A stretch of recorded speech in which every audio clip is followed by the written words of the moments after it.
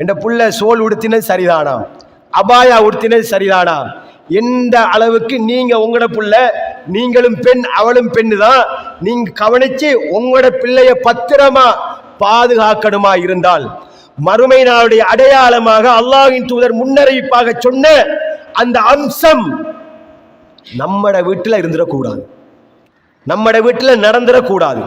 இதையும் கவனத்தில் வச்சு நானும் நீங்களும் நம்முடைய பெண் பிள்ளைகளை வளர்க்கணும். கொண்டைகளை ஒட்டக திமிழ்களை போல கட்டி இருந்தா அவிழ்த்துட்டு போ, அவுத்துட்டு போ, இல்ல நேரமாகும் டைம் ஆகும், அதெல்லாம் தேவையில்லை. உனக்கு கொண்டை அரமணத்தியால கட்ட இயலும்டா, 5 செகண்ட்ல கலைக்க இயலும். கலைச்சிட்டு நீ கிளாஸுக்கு போன்னு சொல்லக்கூடிய கட் அண்ட் ரைட்டான பெற்றோரா இருங்க. இதுல புள்ள மனசோடையுது, கத்துறா, கண்ணீர் வடிக்கிறா, முகம் சுளிக்கிறா, சொன்ன உடனே புள்ளோட முகம் மாறி போயிட்டு எப்படி மௌலவி சொல்றதுன்னு நீங்க யோசிச்சா இதை விட பெரிய ஒரு இடி ஒரு நாள் கூட தலையில விழும். அப்ப நீங்க யோசிப்பீங்க, இதோட 2 அடி போட்டு அவளை அவுக்க வச்சிருக்கலாம், 2 அடி போட்டு உட்கார வச்சிருக்கலாம், 2 அடி போட்டு அல்ல 2 ஏச்சி இன்னும் கூடுதலா ஏசி உட்கார வச்சிருக்கலாம். பெரியோர் இடி தலையில விழும்போதுதான் யோசிப்பீங்க.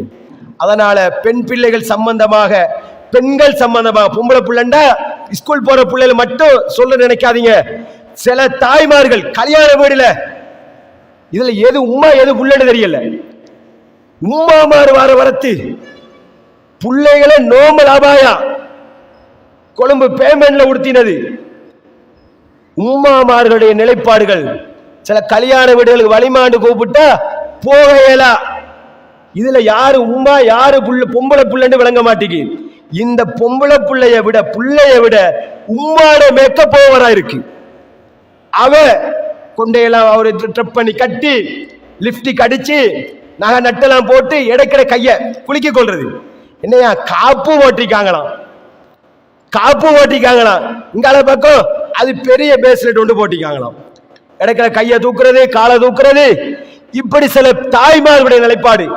இப்படி உங்கட நிலைப்பாடு அப்படி இருந்தா நூலை போலதான சேலண்டுவாங்களே, அதே போலதான் உங்க பிள்ளையும் வரும்.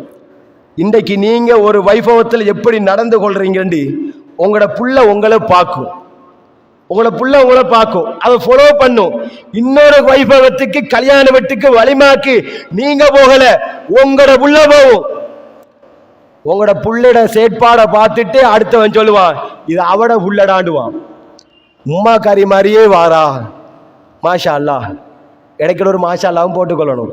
மாஷா அல்லா, உம்மா காரிய மாதிரி புள்ளையும் வாரா. மறுமை நாளுடைய அடையாளங்கள் சகோதரிகளே, நபிகளாடைய முன்னறிவிப்பு. கொண்டை கட்டுகின்ற விவகாரத்தை கவனமா வச்சுக் கொள்ளுங்க. இது ஒட்டக திமிழ்களை போல உங்களுடைய கொண்டை, உங்களுடைய பிள்ளையுடைய கொண்டை இருந்தால் நபிகளார் முன்னறிவிப்பாக சொன்னது நம்மள வீட்டுக்குள்ள நடக்குது. முன்னறிவிப்பாக சொன்னால் நடக்கணும் அர்த்தம் அல்ல, நடக்க கூடாது என்ற அர்த்தம், அப்படி இருக்க கூடாது என்ற அர்த்தம். அப்படி சொல்ல இஸ்லாமிய மார்க்கத்தை பின்பற்றுகின்ற இந்த சகோதரிகள் தாய்மார்கள் ஏன் தயக்கம் கொள்கிறீங்க? உங்களோட பிள்ளைகளுக்கு ஆடை உடையவர்கள் இவர்கள் லா யதுகுலுனல் ஜன்னா, சுவர்க்கம் நுழைய முடியாது என்றார்கள். சொர்க்கம் போக இயலாதுங்க. ஒரு கொண்டையில இன்னும் சீப்பா சொல்லலாம், ஆனா கொண்டனே சொல்றேன், ஒரு கொண்டையினாக, ஒரு கொண்டையினூடா எந்த அளவுக்கு தெரியுமா? ரசூலுல்லாஹ் சொல்றாங்க வலா யஜிதுன ரீஹா, சுவர்க்கத்துடைய அந்த வாசம் இருக்குது, அந்த வாசம் ரசூலுல்லாஹ் வாசத்தை கூட நுகர இயலாது. அல்லாஹ்வின் தூதர் சொன்ன முன்னறிவிப்புகள்.